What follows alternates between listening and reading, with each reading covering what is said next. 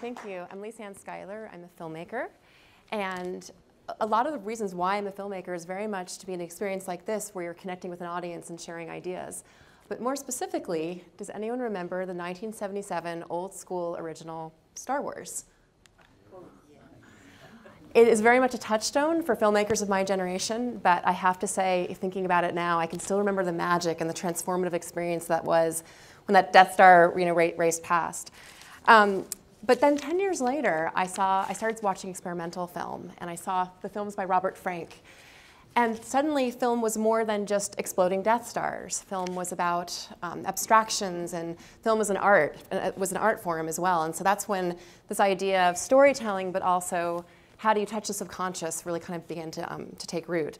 So my inspiration came from, possibly the most broadest form of pop culture that exists to these more abstract forms of filmmaking. And I decided that somewhere in this wild and magical galaxy of filmmaking that I fit in somewhere and that I would tell stories. I saw film as both a medium for telling dramatic stories, but also just exploring ideas, a way to start dialogue, but also a way for us to step back and look at the world.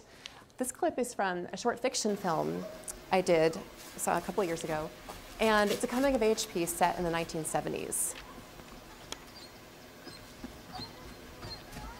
And it has audio.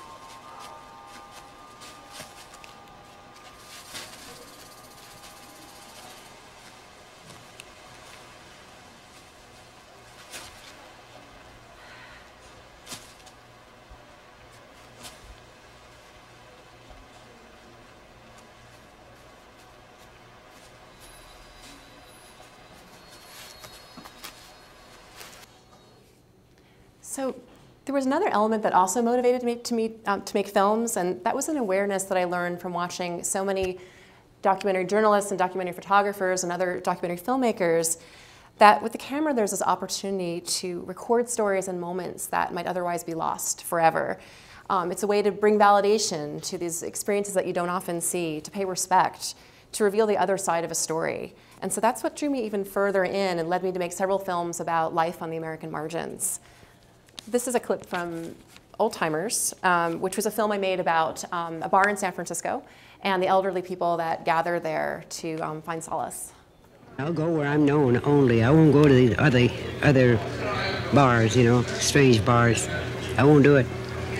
If I'm with someone, that's different, but I'm a loner, I leave the house alone.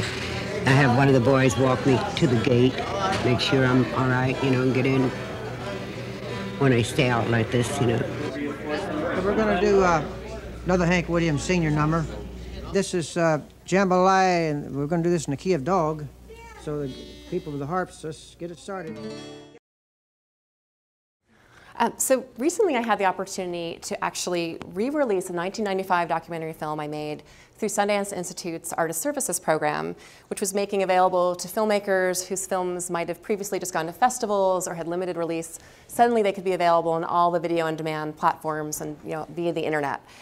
And that really gives a filmmaker a much wider canvas to share their work. And it was very exciting as a filmmaker to kind of explore what those opportunities were. But at the same time, being it was a film from 1995, I had to answer a very primal question, which was why go back? The film No Loans Today centers on a pawn shop and the monthly economic cycle of this pawn shop, and it documents daily life in the African American community of South Central Los Angeles. The film explores several people who have either chosen to stay in this community or basically been forced to because they didn't have any other options. And it portrayed that community in the aftermath of the 1992 riots. So some of you may remember the 1992 riots, but over 20 years ago, LA was absolutely sieged by rage and by rioting that were all in response to the Rodney King verdicts. And which was a racially motivated assault in which the 4 police officers involved were acquitted.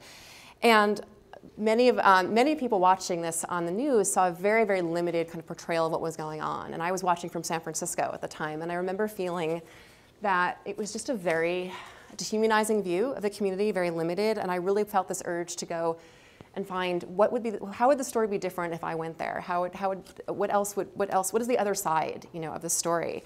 So I made No Loans Today to offer that kind of alternative portrait and to combat these kind of stereotypes that have become so rampant in our media.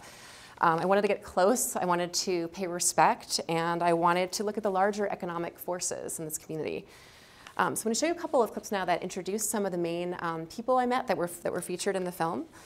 And the first one is Audrey Teresa Cunningham. Thank you, I'll be right back. Okay, thank you. What do I do to survive? I do things,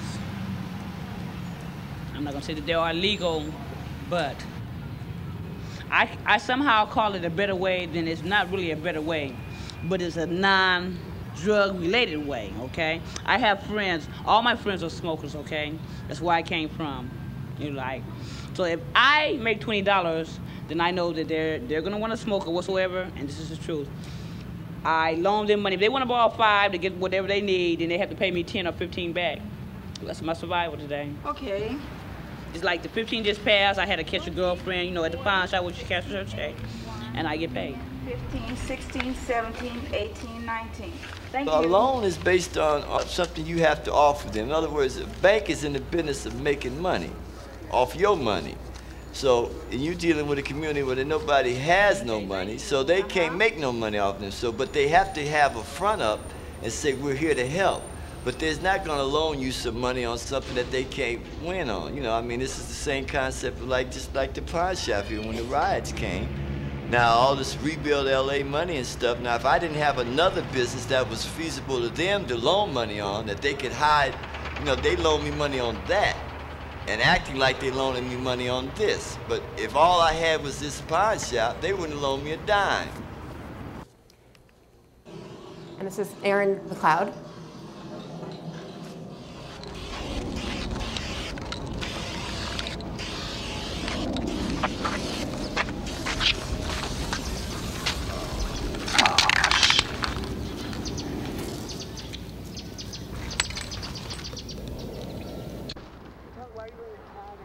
Oh, this is like a little fashion statement, for the, next 6 months or so. You get a brand new hat or a beanie, you leave a tag on so everybody will know it's new, Well, I guess you be high signing, that's what you want to call it. When the tag get old and it get, kind of wrinkled up, then you just take the tag off and your beanie, oh, you got to get a new one.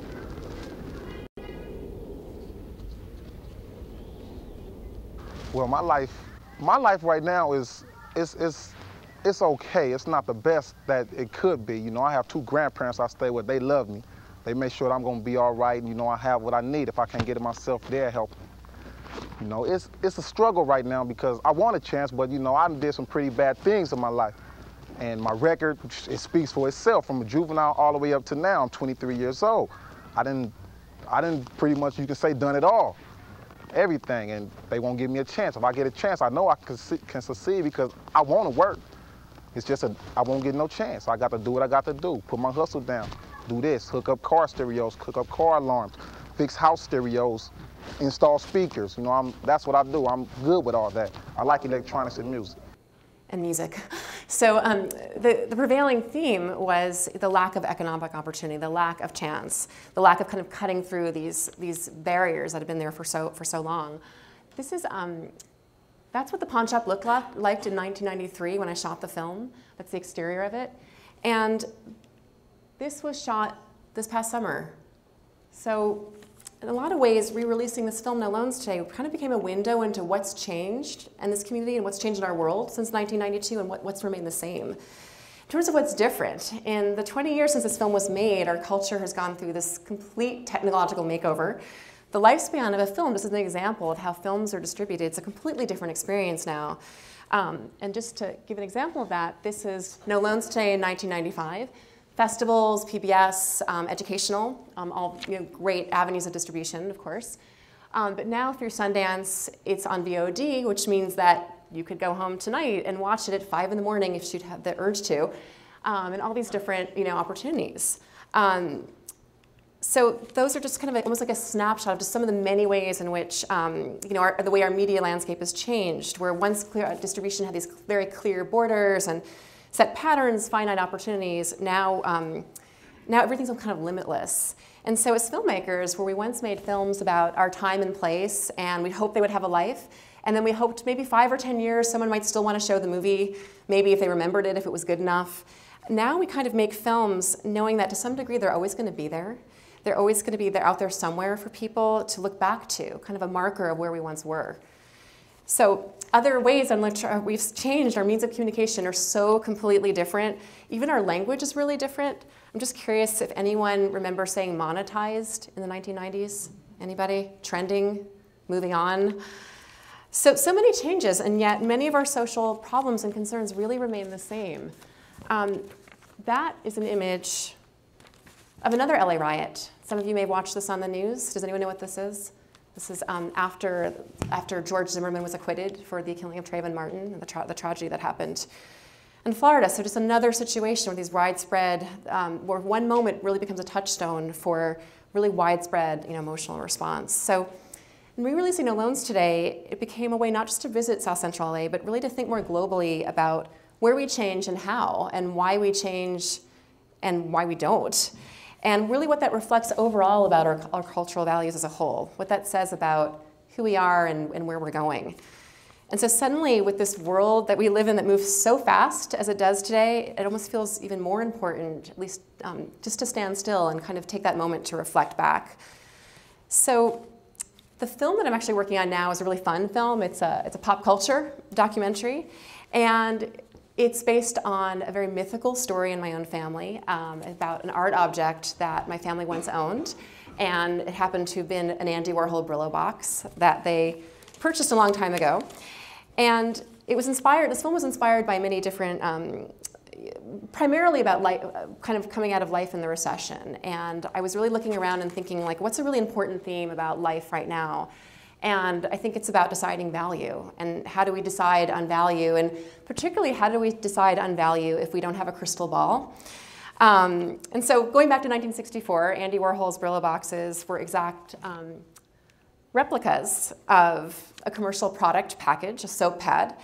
And the sculpture was not very commercially successful at the time that they were first introduced.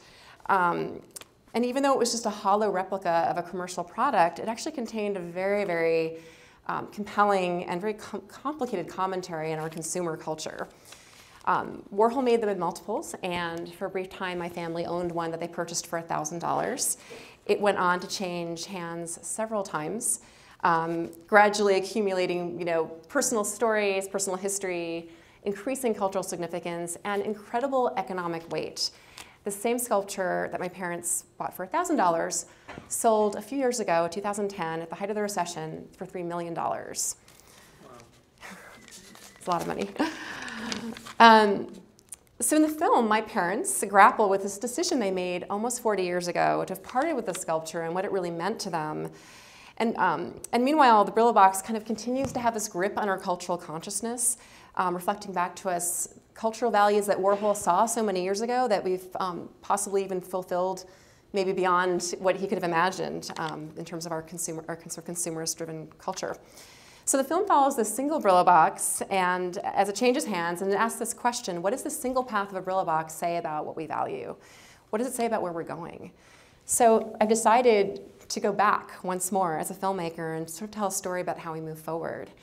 And filmmaking is a lot like being any other artist. It's really something that you're compelled to do. You kind of don't have a choice. So I kind of wanted to leave you, I was talking about the different things that inspired me, and I wanted to leave you with something that inspires me every day. And that is our First Lady, Michelle Obama. And some years ago, the First Lady went to New York to promote the arts, to talk about the arts and go to the museums and talk about why they're so important. And she said something that really stayed with me, which is that the arts are not just a nice thing to have, they define who we are as people. Thank you very much.